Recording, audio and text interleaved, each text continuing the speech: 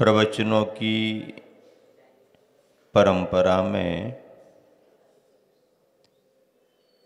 सामान्य जनों के वचनों को प्रवचन नहीं कहा जाता। प्रवचन का अर्थ ही प्रकृष्ट वचन होते हैं। प्रकृष्ट वचनम इति प्रवचनम।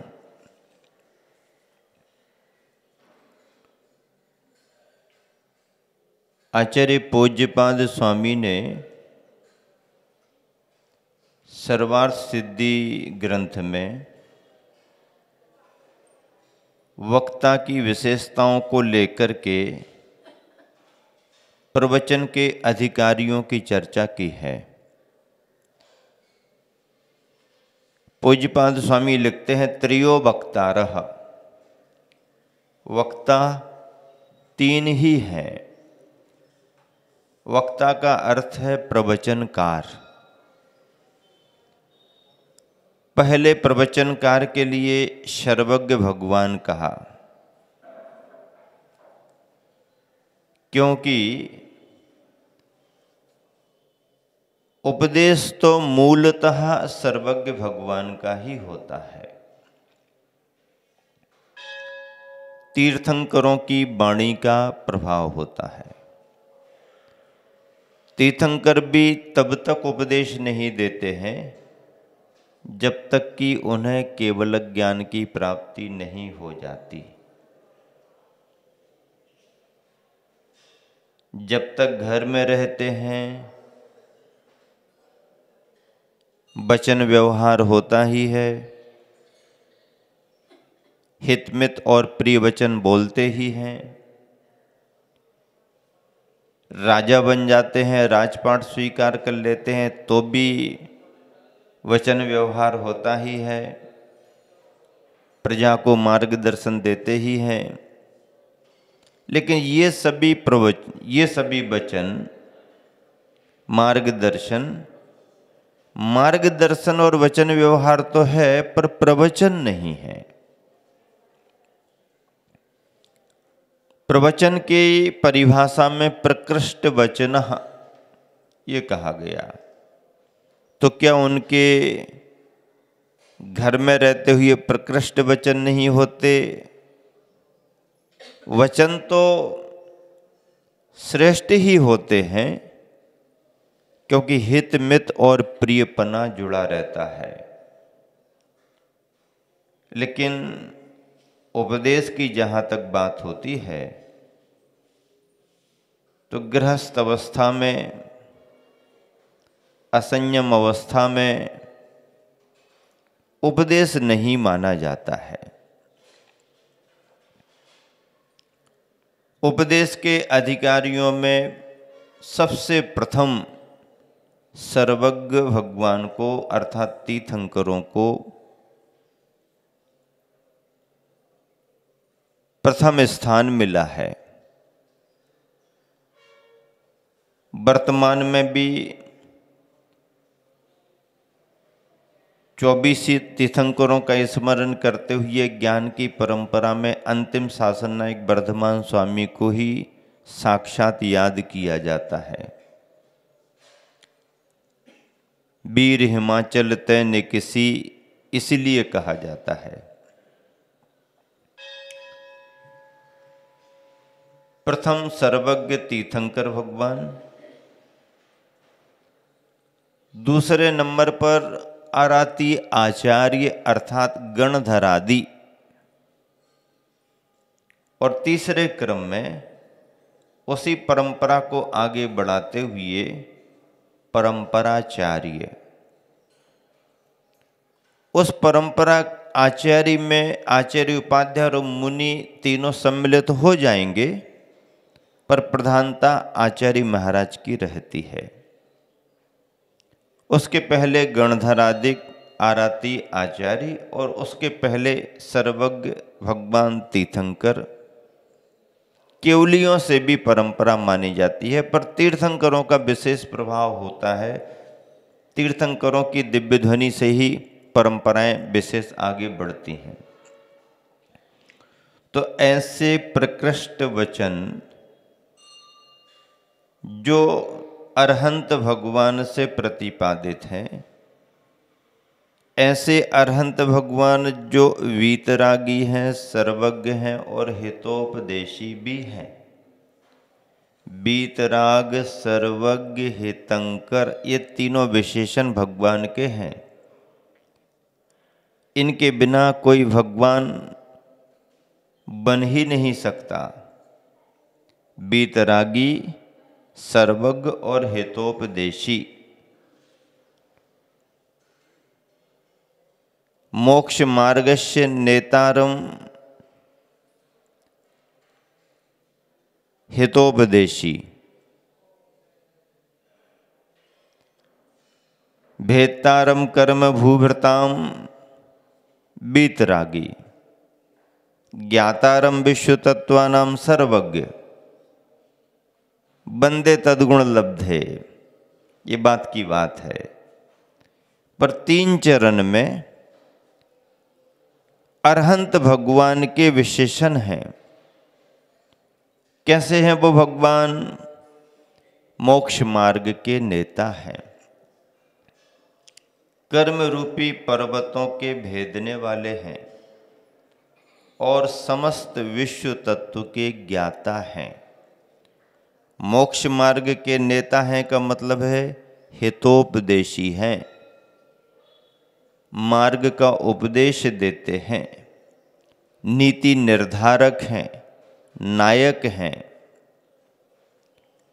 मोक्ष मार्ग के नायक नेता हितोपदेशी हो गए। कर्म भूभृतानाम भेत्तारम, कर्म रूपी पर्वतों को भेदने वाले हैं, कर्म रूपी पर्वतों को नष्ट करने वाले हैं।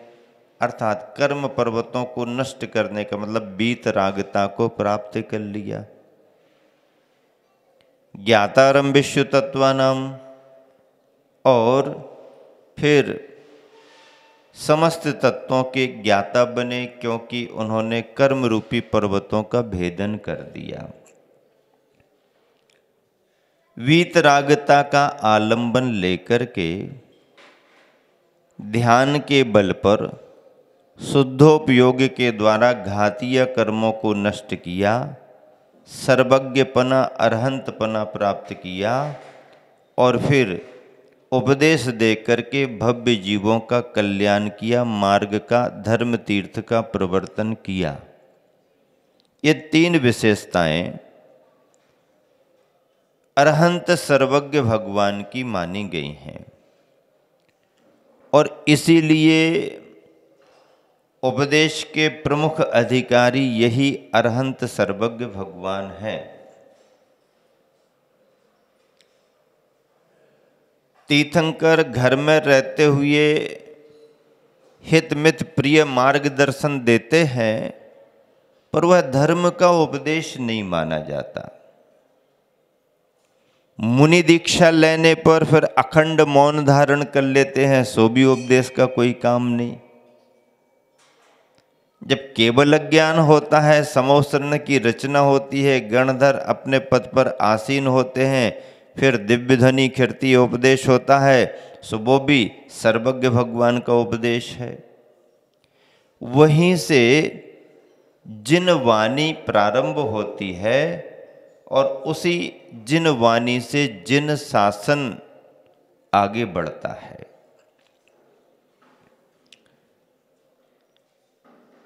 परंपरा को आगे बढ़ाते हुए गणधरों से आचार्य परमेष्ठियों तक जो तत्व आया, उसका उपदेश सभी को मिला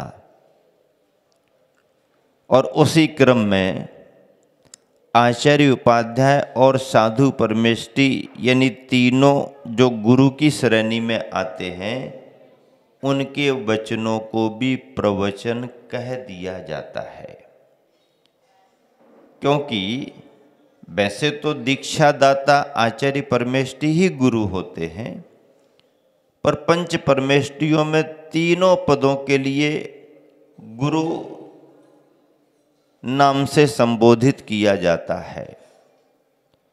आचार्य समंतभद्र महाराज जी ने इसलिए गुरु के स्वरूप में कहा, विषयासा वशाती तो निरारंभो परिग्रह ज्ञान ध्यान तपोरक्ता तपस्वी सा प्रशस्यते। ये गुरु का स्वरूप है।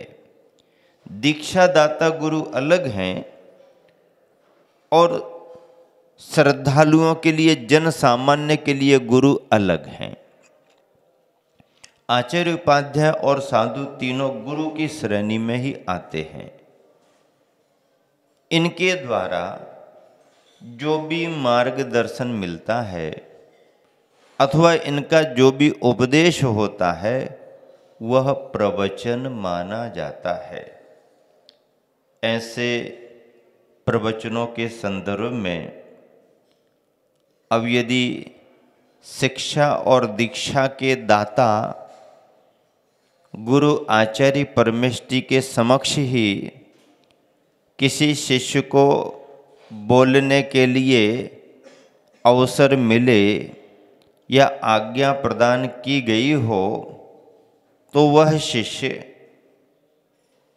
अपने भावों से गुरु और संघ को ध्यान में रख कर के समाज को क्या संबोधन दे सकता है। ऐसे तो समाज को कितना भी सुनाया जा सकता है।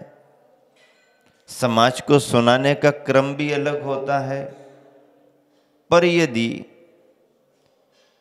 प्रत्यक्ष में मंचासीन गुरु आचार्य परमेष्टि हों और अपने ही सभी साधर्मी बंधुओं का संग विराजमान हो तो फिर वहाँ पर प्रवचनों की कोई बात नहीं होती है। वहाँ तो हृदय के उद्गार व्यक्त करने का अवसर होता है। और फिर जो भी हुआ उसे भले ही कोई प्रवचन कहे, पर वो तो गुरु के समक्ष, गुरु के चरणों में विनयांजलि थी, भावांजलि थी। संदर्भ सब बनते गए, अंतरंग की प्रेरणा मिलती गई और उसी क्रम में बढ़ते बढ़ते संदर्भ ये भी आ गया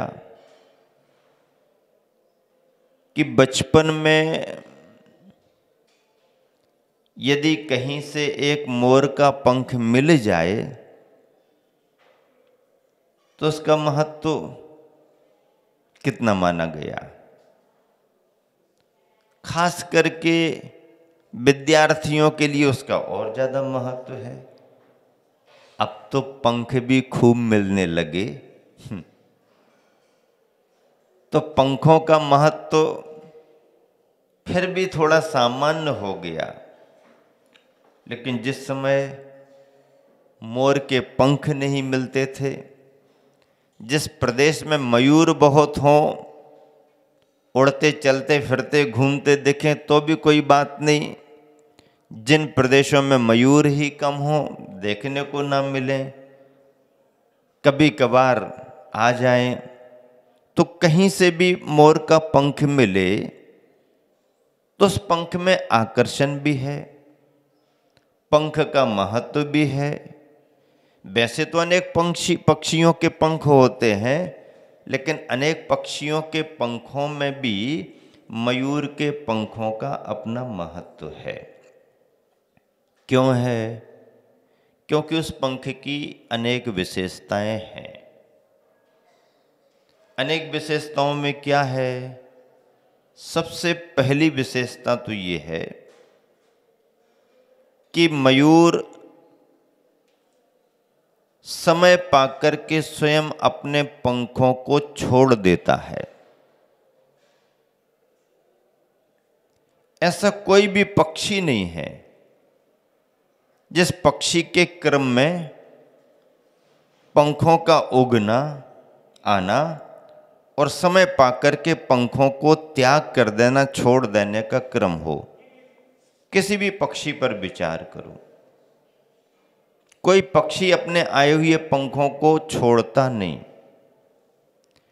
मयूर की विशेषता है, मयूरी की विशेषता है कि पंख हर वर्ष आते हैं और हर वर्ष गिर जाते हैं, निकलते ही हैं, नेचुरल प्रकृति से वो झरते ही हैं, गिरते हैं। और ये भी कहा गया कि यदि पंखों के गिरने में कुछ विलंब हो रहा हो तो मयूर स्वयं समय पा करके अपनी चोंच से पंखों को खींच करके निकाल करके अलग कर देता है। क्यों करता है? क्योंकि बहुत अधिक पंख लग जाने से उसको भार भी लगने लगता है। एक बात, उड़ने में वजन बाधक बनता है, दूसरी बात। तीसरी बात, यदि समय पर पंख के गिरने में थोड़ा विलंब हो रहा हो तो उसको खुजलाहट होने लगती है, इसलिए वह उस पंख को जल्दी निकाल करके अच्छा महसूस करते हैं, राहत उसको मिलती है। इसलिए भी मयूर का पंखों को छोड़ देना बहुत जरूरी माना गया है। सहज त्यागे गए ये पंख जंगलों से प्राप्त कर लिए जाते हैं, या जंगलों में रहने वाले लोग उसका उपयोग कर सकते हैं।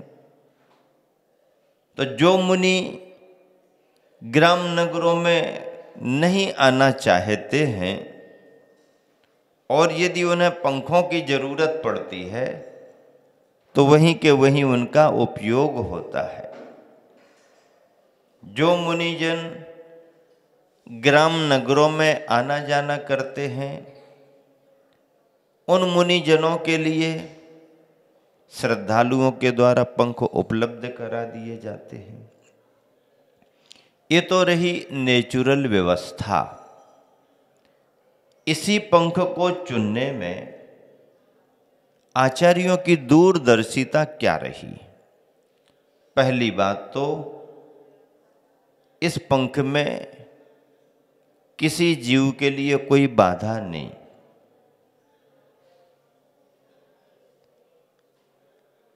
अहिंसक तरीके से हमारे लिए उपलब्ध हो जाता है।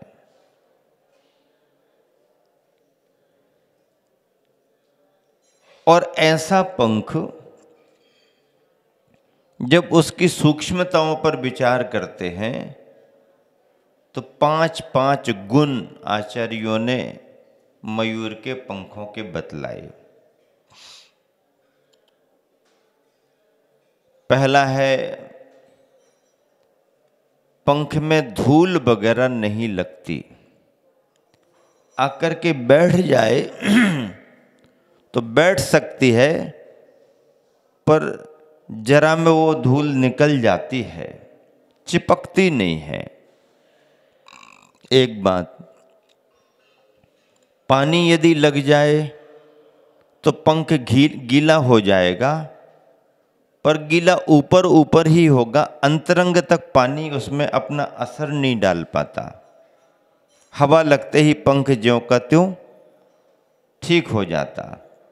ये बात कपड़े में नहीं होती, ये बात रुई में नहीं आती। कपड़ा और रुई यदि पानी को प्राप्त कर ले तो सोख लेता है। मयूर का पंख पानी में पड़ा भी रहे तो पानी को सोखता नहीं है, धूली को पकड़ता नहीं है, पसीना वगैरह भी वो सोखता नहीं है, मृदु है। उसके एक रेशे को निकाल करके यदि आप किसी की आंख में डाल दो तो आपको तकलीफ महसूस नहीं होगी। थोड़ा सा कचरा चला जाए तो आपको लगेगा दर्द हो रहा है, चुभ रहा है। लेकिन मयूर के पंखों के जो बाल होते हैं इतने मृदु होते हैं कि यदि आंख के अंदर वो चला जाए तो आंख में तकलीफ नहीं। हल्का भी बहुत होता है, वजन उसका बिल्कुल भी नहीं है। यदि चींटी पर, मकोड़े पर पिच्छी को स्पर्श करा दिया जाए, लगा दिया जाए, तो उसको सुकुमारता लगती है, मृदुता लगती है, कष्ट नहीं होता। हमारी अंगुली का स्पर्श हो तो उसको बाधा हो सकती है। इसलिए इस पंख को स्वीकार कर लिया गया है और यह निर्ग्रंथ मुनियों के संयम के उपकरण के रूप में स्वीकार किया गया है। जीवों को बाधा ना हो, बैठते उठते समय परिमार्जन करके ही बैठा जाए। उपकरण उठाने में, शास्त्र है या कमंडल है उठाने में, पिच्छी से परिमार्जन करें, ताकि किसी भी जीव को, दिखने वाले जीव तो दिख ही जाते हैं, ना दिखने वाले जीवों को भी बाधा ना हो, ये उद्देश्य रहता है। और यही उद्देश्य अहिंसा धर्म की पुष्टि को करता है। अहिंसा का ये अंग है, जीव दया का ये बहुत बड़ा कार्य है।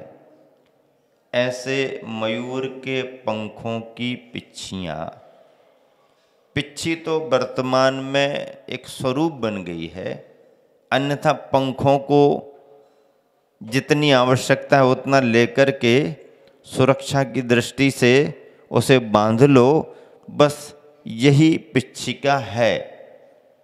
अब पंख बार बार मिलते नहीं, बार बार उपकरण को तैयार नहीं करना पड़े, इसलिए कुछ स्वरूप बन गया है। तो वर्तमान का पिच्छिका का स्वरूप ये है, यह जीव दया का उपकरण है, संयम का उपकरण है, लेकिन उद्देश्य तो केवल जीव दया का है। पंख मिल गए, उनसे जीव दया, जीव रक्षा होती रहती है। ऐसे मयूर के पंख का महत्व निर्ग्रंथ मुनियों के लिए तो होता ही होता है। वैसे तो अपन ये भी सुनते हैं कि नारायण योगीराज श्री कृष्ण भी अपने मुकुट में मयूर के पंख को लगाते थे और उनका नाम मोर मुकुटधारी माना गया है। क्यों माना गया, क्या कारण होगा? कारण जो भी हो, उन्होंने मयूर के पंख को पसंद तो किया, मयूर के पंख को स्थान तो दिया, और स्थान देने में भी कहाँ स्थान दिया? अपने मुकुट में स्थान दिया। कारण क्या होगा? मुझे तो ऐसा लगता है कि नेमिनाथ तीर्थंकर भगवान और श्री कृष्ण दोनों भाई भाई थे। श्री कृष्ण वसुदेव के पुत्र थे, इसलिए उनका नाम वासुदेव पड़ा। नारायणों का एक नाम वासुदेव होता है। और नेमिनाथ समुद्र विजय के पुत्र थे। समुद्र विजय को आदि लेकर के 10 भाई थे। समुद्र विजय सबसे बड़े थे और वसुदेव सबसे छोटे थे। बड़े भाई के नेमिनाथ और छोटे भाई के श्री कृष्ण, दोनों में भाई भाई का संबंध था। उम्र में श्री कृष्ण बड़े थे और उम्र में नेमिनाथ छोटे थे।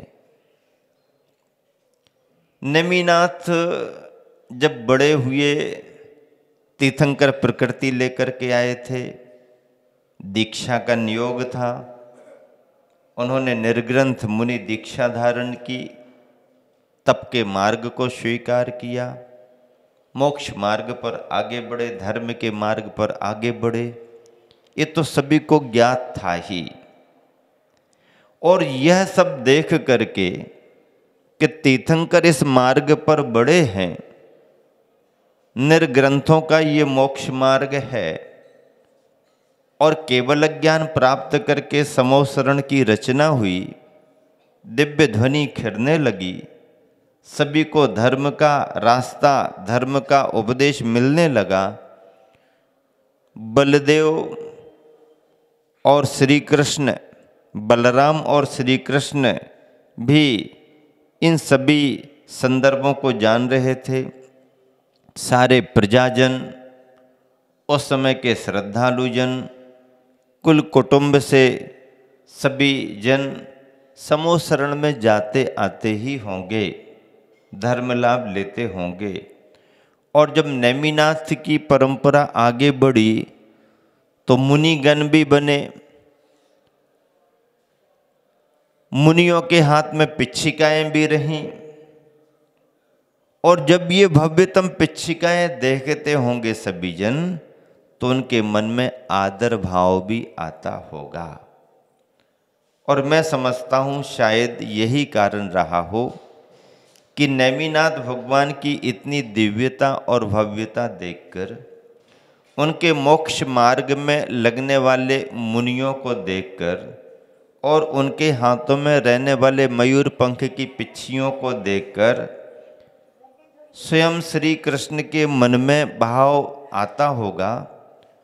और श्री कृष्ण ये विचार करते होंगे कि देखो, इस मोक्ष मार्ग को, मुनियों के मार्ग को मैं तो स्वीकार नहीं कर पा रहा हूँ, लेकिन संयम के उपकरण के रूप में इन मुनियों ने जिस मयूर पंख की पिच्छिका को धारण किया है, ना सही पिच्छिका, कम से कम पिच्छिका का एक पंख तो अपने को सिरोधारी करना ही चाहिए। और इसी श्रद्धा के कारण उन्होंने अपने मुकुट में मोर पंख को स्थान दिया है, दिया होगा, ऐसा मेरा अपना भाव है। कारण जो भी हो, मयूर पंख को स्थान तो मिला, और नारायण श्री कृष्ण के द्वारा अपने मुकुट में स्थान मिला। मोर मुकुटधारी कहा गया है। तो पंख और पिच्छिका के साथ में पिच्छीधारियों का भी महत्व शुरू से ही रहा है। बचपन में हम लोगों को भी जब भी पंख मिला करते थे, बहुत भावना से सहेज करके रखते थे। क्या भावना जुड़ती थी? मयूर पंख है, इसको विद्या कहा जाता है, और पुस्तक के अंदर यदि रखेंगे तो विद्या आएगी ही आएगी। आज भी अवधारणा ऐसी है, और अवधारणा अच्छी भी है।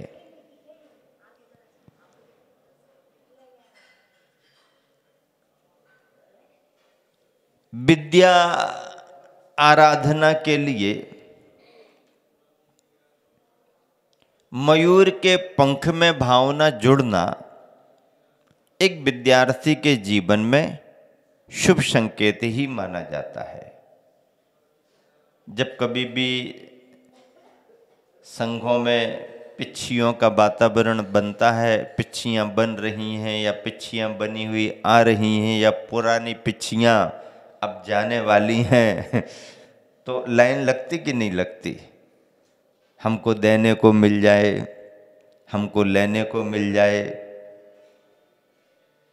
पुरानी पिच्छिका मिल जाए, नई पिच्छिका देने को मिल जाए। थोड़े समय को ही प्रतीकात्मक प्रदान करने के रूप में और पुरानी ग्रहण करके घर में रखने के रूप में भी मिल जाए, तो भी व्यक्ति बहुत आनंदित होता है, क्योंकि ये भी बड़े पुण्य योग से प्रसंग बनते हैं। चतुर्मासों में लिस्ट बनती रहती है, अपनी अपनी भावना से अपने अपने निवेदन महाराज जियों को करते रहते हैं। लिस्ट तैयार हो जाती है, फिर जहाँ जिसका नंबर लगता है, या तो नई दे दो अथवा पुरानी ले लो। ये कार्य तो आज देखने में आ रहा है और श्रावक श्राविका इसके महत्व को समझ रहे हैं।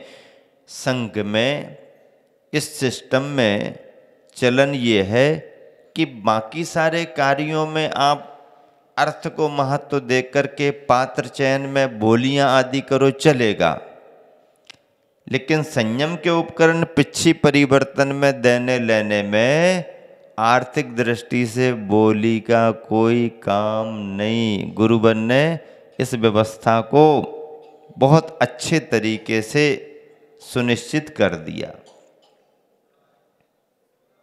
और उसका महत्व भी लोगों को मालूम हो रहा, चलन में भी आ गया। अब संघ के क्रम को देख करके अनेक संघों में भी यही क्रम चालू हो गया। अच्छी बात है, होना भी चाहिए।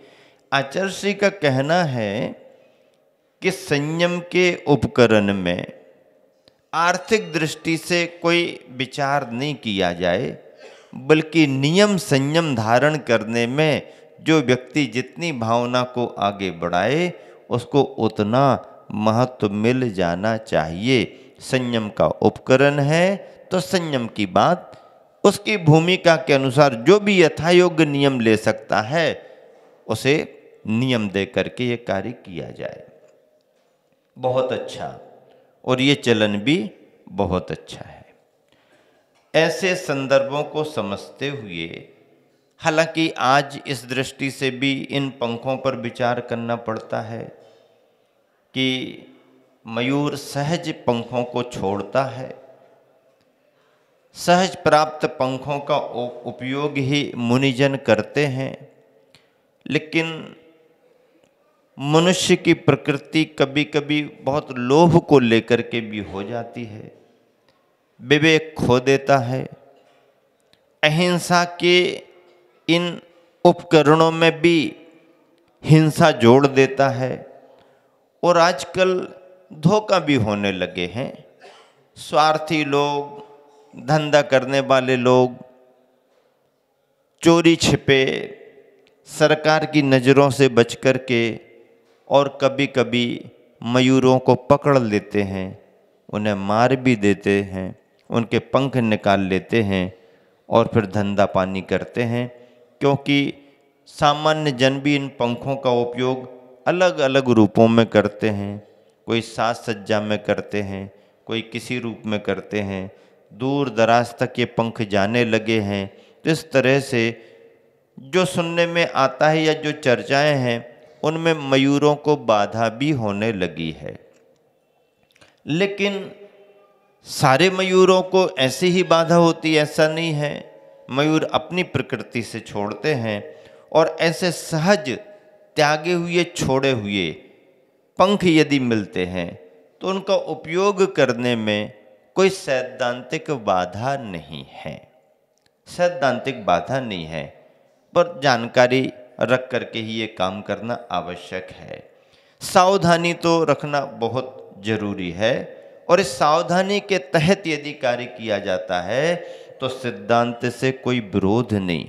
हालांकि सरकार मयूर के लिए राष्ट्रीय पक्षी के रूप में घोषित किए है, उसका संरक्षण भी है, लेकिन फिर भी सामान्य जन, ना समझ लोग, अपने अपने स्वार्थों में लगे हुए लोग कर रहे हैं या करते हैं, तो वो तो कभी भी कहीं भी किसी भी रूप में किसी भी जगह कुछ भी हो सकता है। उनसे बचाव हो, इन पक्षियों का अच्छा संरक्षण हो, इन्हें किसी भी तरीके से बाधा ना हो, हिंसा इनकी बंद हो, जीव दया का काम हो और सहज जीवन जीते हुए मयूर पंख अपनी प्रकृति से यदि पंख गिराते हैं मयूर, तो उनके पंखों का उपयोग करना कोई सैद्धांतिक बाधा नहीं मानी गई। तो इस तरह से ये चर्चा भी जुड़ती है। गुरुवर के चरणों में ऐसे अनेक अवसर आते हैं जब एक सामान्य गृहस्थ भी अपने परिवार के साथ नई पिच्छिका गुरुवर को प्रदान कर देता है। ऐसे अवसर भी मिलते हैं गृहस्थ जनों को नियम संयम लेने के कारण कि गुरुवर के हाथों से पुरानी पिच्छिका मिल जाती है, स्मृति स्वरूप रखते हैं, उसका कोई उपयोग तो होता नहीं है, पर आदर्श स्मृति संयम के रूप में बनती है, गुरुओं का आशीर्वाद उसमें माना जाता है। तो जब संदर्भ बना तो मेरे ख्याल में आया कि बचपन में एक पंख मिल जाए तो कितनी भावना से उसे सहेज करके रखते थे, और ये भावना भाते थे इस पंख को रखने से बुद्धि तेज होगी, विद्या मिलेगी, विद्या बढ़ेगी। और वह बचपन की विद्या एक पंख से प्राप्त होते होते, और जब समय आया तो धर्म के क्षेत्र में उस एक पंख के संस्कार ने कुछ ऐसा पुण्य का योग बनाया कि विद्या की प्राप्ति करने के भाव का वो एक पंख आगे चल करके ऐसे गुरुवर, परम गुरुवर आचार्य विद्यासागर जी के हाथों से ही मयूर के पंखों की पिच्छिका प्रदान करने वाला हो गया। बहुत बड़ी बात है। जिसके लिए भी ये अवसर मिले सौभाग्य के अवसर माने जाते हैं। और यह संदर्भ ख्याल में आते ही मैंने गुरुवर के चरणों में रख ही दिया। इस संदर्भ को तो रखना बहुत जरूरी लगा। और भी अनेक संदर्भ बने। संदर्भ ये भी बना कि गुरुवर ने साहित्य के क्षेत्र में अनेक काव्य कविताएं लिखी हैं। मुझे एक कविता गुरुवर की लिखी हुई और याद आ गई, उस समय याद आई, जो मैंने प्रवचन में रख दी थी। गुरुवर ने एक कविता लिखी है, यह सारा का सारा संसार है केवल एक विशाल नाटक। संसार कैसा है? नाटक है कि नहीं? नाटक है कि नहीं, पहले तो ये बताओ। और नाटक ही तो है। क्यों? क्योंकि मंच तो हमेशा बना हुआ है और आने जाने वाले आ जा रहे हैं, अपने अपने समय पर अपना अपना दिखा करके जा रहे हैं। इसी को तो नाटक कहते हैं। मंच बना रहे और अपना अपना अभिनय दिखा करके कहाँ से आए पता नहीं और कहाँ चले गए पता नहीं। इसी का नाम तो नाटक है। पर्दे के पीछे तैयारी होती है, किसी को दिखता नहीं है, और पर्दा खुला, अपना अपना काम किया, फिर अंदर चले गए। संसार चार गतिमय है और चारों गतियों के जीव आना जाना कर रहे हैं।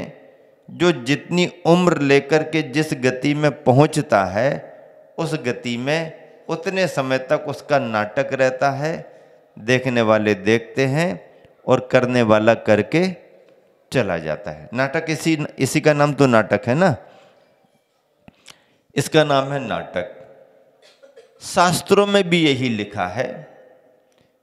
इसी सिद्धांत को समझते हुए गुरुवर ने अपनी कविता लिखी, यह सारा का सारा संसार है केवल एक विशाल नाटक। तू इसमें भांति भांति के भेष धर। तू इसमें भांति भांति के भेष धर। तू इसे खेल, मतलब नाटक दिखा, भांति भांति के भेष धर, तू इसे खेल, कोई बात नहीं, लेकिन भूल कर भी इस नाटक में ना अटक।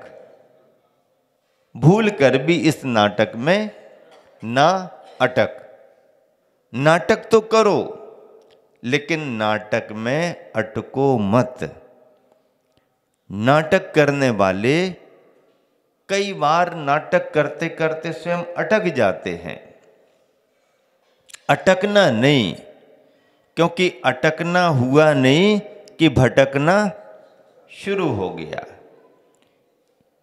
भटकन से यदि बचना है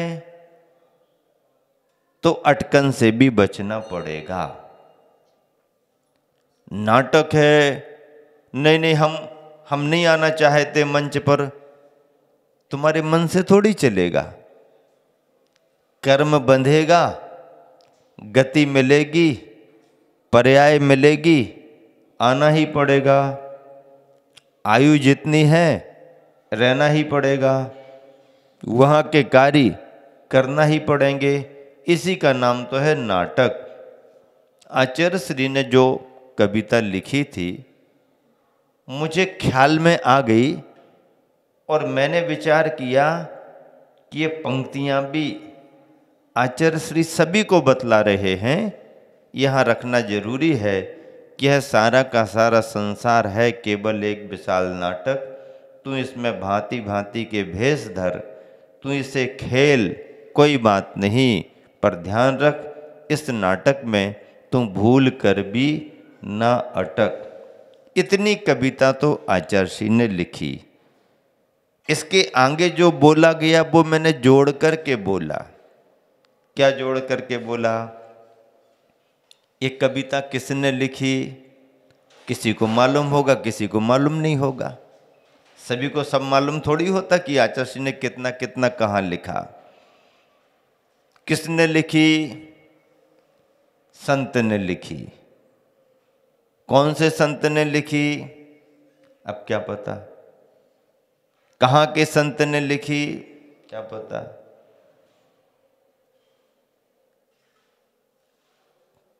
कर्नाटक। अब कर्नाटक का अर्थ क्या है? कर्नाटक का अर्थ क्या है? दूसरे प्रदेश में नहीं जमेगा, कर्नाटक में जमेगा। प्रदेश में ही कुछ लगा हुआ है। तो कर्नाटक शब्द याद आते ही अपन को ख्याल में आता है कि गुरुवर भले ही अपने प्रदेश से परे हो गए हैं, भले ही हम ऐसे गुरुवर को किसी प्रदेश से बांध नहीं सकते हैं, वो गुरुवर अपने व्यक्तित्व के कारण किसी प्रदेश से बंध भी नहीं सकते हैं। इतिहास तो बंधेगा, परिचय तो बंधेगा, पर व्यक्तित्व तो देश काल की सीमाओं से परे है। और कोई भी संत हो, कोई भी गुरु, कोई भी आचार्य, कोई भी मुनि हो, उनके परिचय के आधार पर उन्हें कुछ भी कहा जाए, पर वह तो सभी के होते हैं और सभी जगह के होते हैं। फिर भी काव्य और कविता में नए नए अर्थ निकाले जाते हैं। और उसी क्रम में मैंने भी कहा ये कविता जिन्होंने लिखी है वो कर्नाटक के हैं, और इसीलिए तो कह रहे हैं कि कुछ कर ना अटक। कर्नाटक, कर्नाटक स्वयं कह रहा है कि कर ना अटक, कर ना अटक कर्नाटक। कर्नाटक ही कह रहा है कर ना अटक, कुछ कर ना अटक, इसका नाम है कर्नाटक। अब जब मैं बोल रहा था उस समय पब्लिक को जो अनुभूति हो रही थी वो तो अलग है, लेकिन सुन तो आचार्य श्री भी रहे थे, कुछ तो ख्याल जा रहा होगा। और फिर जो भी चिंतन मंथन चल रहा था वह प्रस्तुत तो होना ही होना था। इसी क्रम में और भी जो सहज बिंदु बने, जो भावांजलि के रूप में, विनयान्जलि के रूप में अभिव्यक्त किए जा सकते हैं, वो क्षण भी उस दिवस सौभाग्य से मिले। देखिए, एक शिष्य के मन में ये अनुभव हमेशा बना रहता है कि सिखाया तो गुरु ने है, सीखा शिष्य ने है। गुरु शिष्य को सिखाता है, शिष्य अपनी क्षमता से उसे सीखता है। गुरु का ज्ञान शिष्य के जीवन में काम आता है। और गुरु के द्वारा प्रदत्त ज्ञान को शिष्य अपने अनुभव के आधार पर आगे बढ़ाता है। ये परंपरा है। गुरु और शिष्य की परंपरा प्राचीन समय से है। आगे जब तक धर्म है, धर्म की परंपराएं हैं, तब तक चलती रहेंगी। शिष्य का कितना भी क्षयोपशम क्यों न बढ़ जाए, भाषा के रूप में शिष्य अपने क्षयोपशम से भले ही आगे बढ़ जाए, पर अनुभव के रूप में कोई भी शिष्य अपने गुरु से आगे नहीं बढ़ सकता। और अनुभव गुरु की अपनी मौलिक संपदा हुआ करती है। फिर यहां तो क्षयोपशम के रूप में भी कोई शिष्य गुरु से आगे है ही नहीं।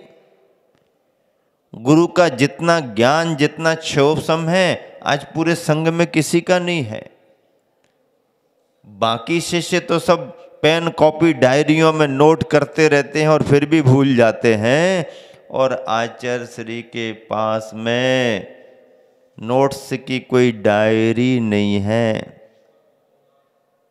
कितने वर्षों से पढ़ते आ रहे, पढ़ाते आ रहे, कोई डायरी नहीं है कि उस समय का पढ़ा हुआ नोट है उसमें देख करके बता दो।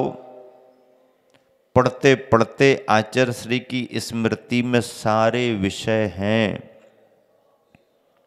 संदर्भ सामने आते ही उनके ज्ञान में सभी कुछ आने लगता है। यह क्षयोपशम की विशेषता है। और इतना क्षयोपशम अभी भी गुरुवर के जीवन में देखने को मिलता है। ये क्षयोपशम भी एक ही भव का नहीं होता, भव भवांतरों का होता है। तो ऐसा ही महसूस करते हुए एक लघु और अल्पज्ञ शिष्य जैसा भाव अनुभव करते हुए, इसलिए ये पंक्तियां मैंने रखी कि गुरु से शिष्य की कौन सी बात अनजानी है। भले हम कुछ भी सुना रहे हों, भले कुछ भी प्रकट कर रहे हों, पर अंदर तो ये महसूस कर रहा हूँ कि गुरु से शिष्य की कौन सी बात अनजानी है। सागर को मालूम है कि बूंद में कितना पानी है। सागर के सामने बूंद है, बढ़ चढ़ करके कुछ कहे तो कह तो सकती है बूंद, लेकिन सागर को मालूम है कि बूंद में कितना पानी है। सागर सागर होता है, बूंद बूंद ही रहती है। बूंद कितनी भी बड़ी क्यों ना हो जाए, बूंद कभी सागर नहीं बन सकती है। बूंद कितनी भी बड़ी क्यों ना हो जाए, कितना बड़ा स्वरूप भी क्यों दिखाई ना दे, लेकिन यदि बूंद है तो बूंद ही रहेगी, बूंद सागर नहीं हो सकती। और यदि बूंद बढ़ते बढ़ते बढ़ते बढ़ते सागर की निकटता को प्राप्त कर लेती है तो फिर बूंद भी नहीं रहती है, फिर वह सागर हो जाती है, सागर में समाहित हो जाती है। शिष्य का जीवन इसी रूप में होता है। वह कितना भी सीख ले, कितना भी दूसरों को सिखाने लगे, कितना भी ज्ञान को प्राप्त कर ले, लेकिन वह गुरु के ज्ञान के समक्ष अपने आप में यही महसूस करता है कि कहाँ सागर और कहाँ पानी की बूंद। ऐसा महसूस करना एक शिष्य की विनम्रता का लक्षण माना जाता है। और यही शिष्य की लघुता उसको अपने जीवन में प्रभुता दिलाने में कारण बनती है। लघुता, विनम्रता श्रेष्ठता को प्रदान करती है। बिना विनम्र हुए, बिना अपने मन में लघुता का भाव लाए, कभी किसी के जीवन में श्रेष्ठता आ ही नहीं सकती है। श्रेष्ठता को पाने के लिए विनम्रता नहीं होती है। विनम्रता का अपना धर्म ही श्रेष्ठता को प्रदान करना है। यही परिपाटी इतिहास में अजर अमर बन कर के रही है।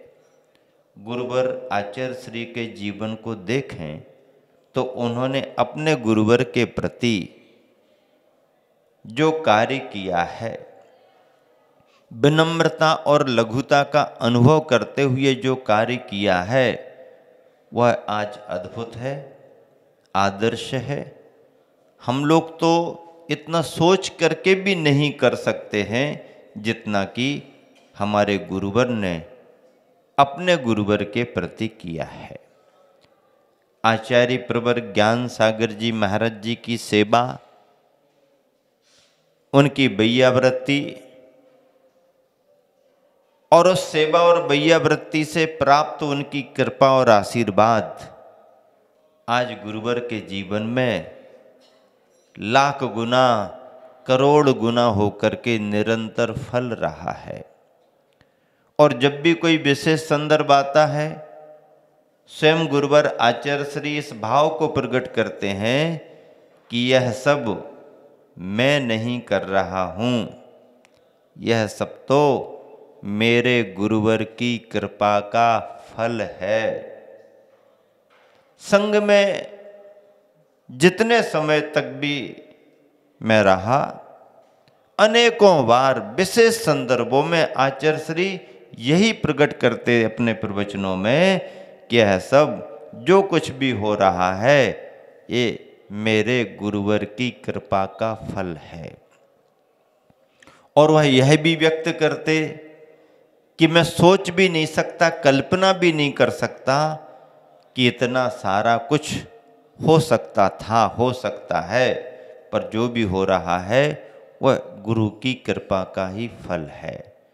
जब हमारे महान गुरुवर अपने गुरुवर की महानता को आज भी इस रूप में याद करते हैं और अपनी कृतज्ञता ज्ञापित करते हैं, तो फिर हम तो और हमारे जैसे सभी मुनि जन, सारा शिष्य समुदाय, शिष्य शिष्याएं उसी भाव से तो अभिभूत होकर के रहते हैं कि गुरुवर ने अपने गुरुवर के प्रति कितना क्या किया है, अब हम लोग भी अपने गुरुवर के प्रति कितना क्या कर सकते हैं, करना चाहिए।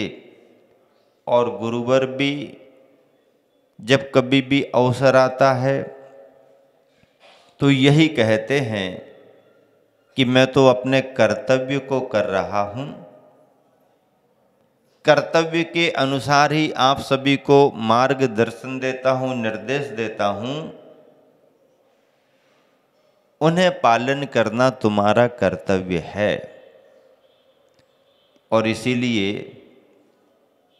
गुरुवर का एक एक शब्द, एक एक निर्देश संग में सभी के लिए, चाहे वो आरिकाएं हों, चाहे मुनिजन हों, सर्वोपरि और श्रोधार्य होता है। और उसका प्रतिफल भी देखने को मिलता है। उपसंहार करते हुए बस इन 4 पंक्तियों से ही अपनी बात पूरी करना पड़ी, और करने में ही मुझे उपयुक्त लगा कि कुछ कहने की अब जरूरत नहीं है, क्योंकि हर समय भाषा माध्यम हो सकती है, भाषा का प्रयोग किया जा सकता है, लेकिन गुरु के चरणों में अभिव्यक्ति करने के बाद मौन रहने में ही आनंद आता है।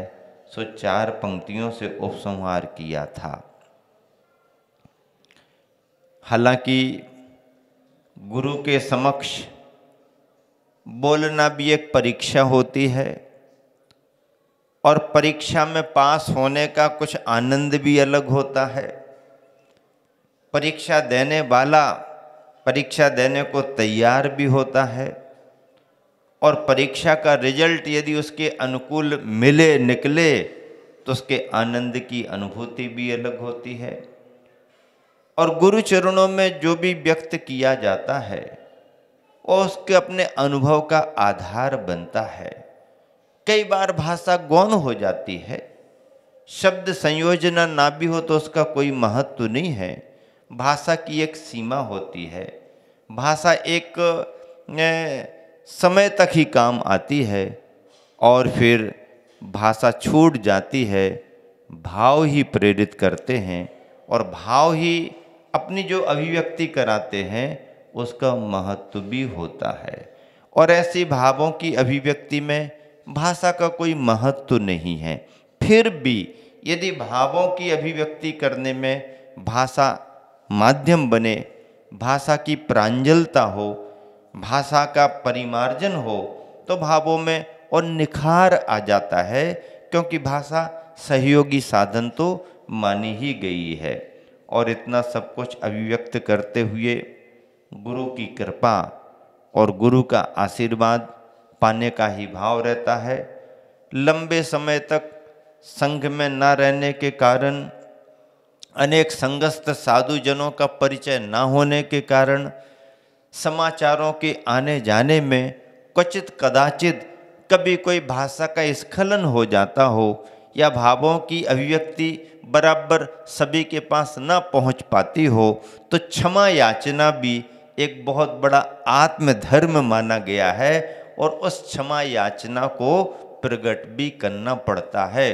गुरु के समक्ष, गुरु के चरणों में गुरु के प्रति क्षमा याचना का भाव और संगस्थ साधर्मी बंधु जन सामान्य के प्रति भी, क्योंकि मुनि का धर्म तो प्रति समय दिन में 3 बार क्षमा याचना का भाव रखता ही है। खम्मामि सभ्य जीवाणम सभ्य जीवा खमंतु में मेति में सभ्य भूदेशु बैरम मध्यम न केनबी, ये तो प्रतिदिन का पाठ है। और आचार्य ने तो इसको और संक्षिप्त बना दिया, बहुत संक्षिप्त कर दिया। सबसे क्षमा, सबको क्षमा, खत्म काम। छोटा सूत्र बन गया, क्या? सबसे क्षमा और सबको क्षमा। आधे से काम नहीं चलेगा। सबसे क्षमा, सबसे क्षमा, सबसे क्षमा। तो तुमने तो सबसे क्षमा मांग ली, तुमने सबको क्षमा किया कि नहीं किया? नहीं, मैं सबको क्षमा कर, सबको क्षमा, सबको क्षमा, सबको तो क्षमा कर रहा, तूने सबसे क्षमा मांगी कि नहीं? सूत्र पर्याप्त है, पूरा है। सबसे क्षमा, सबको क्षमा। जितने भी प्राणी परिचित अपरिचित हैं, सबके प्रति क्षमा का भाव है और सभी को मैं अपने भावों से क्षमा प्रदान करता हूँ। यह क्षमा का धर्म एक बहुत बड़ा धर्म माना जाता है। एक शिष्य अपने गुरु के चरणों में क्षमा की याचना करता है और साधर्मियों से भी। क्षमा बानी साल में एक बार मनाना तो वो तो सामाजिक धर्म है, लेकिन साधक का, स्वाध्यायी का धर्म तो प्रतिदिन चलता है, 3-3 बार चलता है। शास्त्र का ही कथन है, प्रतिक्रमण में रोज करो, करना भी चाहिए। और ऐसा ही भाव करते हुए समस्त संग से क्षमा याचना का भाव प्रकट करना भी उस समय की बहुत बड़ी प्रासंगिकता और अपने अंदर की एक भावों की निर्मलता मानी जाती है। वह भी अभिव्यक्ति हुई और अंत में 4 पंक्तियों के द्वारा विराम दे दिया गया। वो 4 पंक्तियाँ कौन सी थीं? आप सबने सुनी होंगी, पुनः ताज़ा करे देते हैं। जिन्होंने सुना है उन्हें और स्मृति में आएगा, जो नहीं सुन पाए उनको कुछ संदर्भ सुनने को बाद में भी मिलते रहें, इसलिए ये सब संदर्भ यहाँ पर रखे जा रहे हैं। नदी की अपनी कोई आशा नहीं होती, नदी की अपनी कोई आशा नहीं होती। नदी से ही तो शुरू किया था ना, गिरी से गिरती सरिता पहले पतली पतली चलती है। उपसंहार भी नदी से होना चाहिए।